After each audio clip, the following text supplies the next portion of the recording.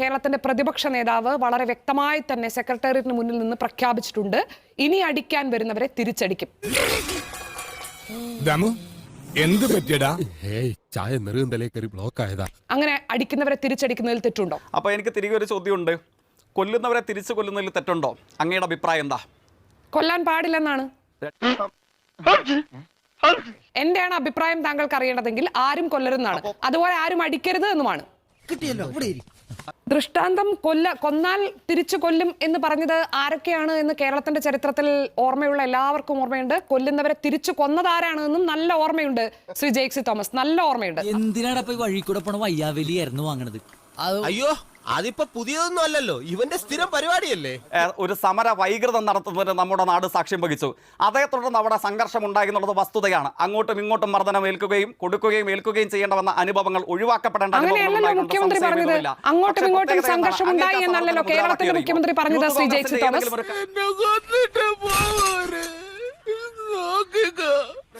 Shri ജെയ്ക്സി Thomas, അവിടെ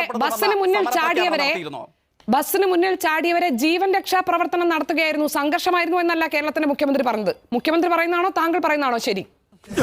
ഇതിനാണ് അവനവൻ പാരാന്ന് പറയുന്നത്. അതും നമ്മൾ കണ്ടതല്ലേ. തുടർന്ന് ഈ തരത്തിൽ അങ്ങ് വിശദീകരിച്ചതുപോലെ ദൃശ്യങ്ങൾ നമ്മൾ കണ്ടതുപോലെ അങ്ങോട്ടും ഇങ്ങോട്ടും സംഘർഷം ഉണ്ടായിട്ടുണ്ട്. അതാരും നിഷേധിക്കുന്നില്ലല്ലോ. നിഷേധിക്കുന്നുണ്ടല്ലോ നിങ്ങളുടെ മുഖ്യമന്ത്രി.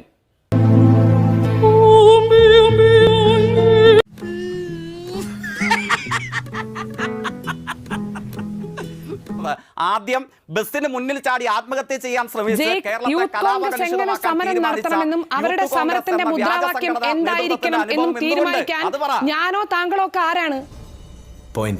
നമ്മളുടെ അനുവാദം വേണോ? നമ്മുടെ സമ്മതവും നമ്മുടെ അംഗീകാരവും വേണോ യൂത്ത് കോൺഗ്രസിന് സമരം നടത്താൻ?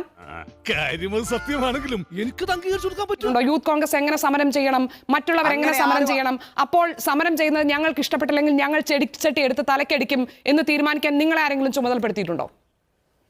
എടാ ഉഗ്ര, എനിക്കൊരു ഉപകാരം ചെയ്യൂ. പറ, നീ വാ പൊളിക്കരുത് പ്ലീസ്.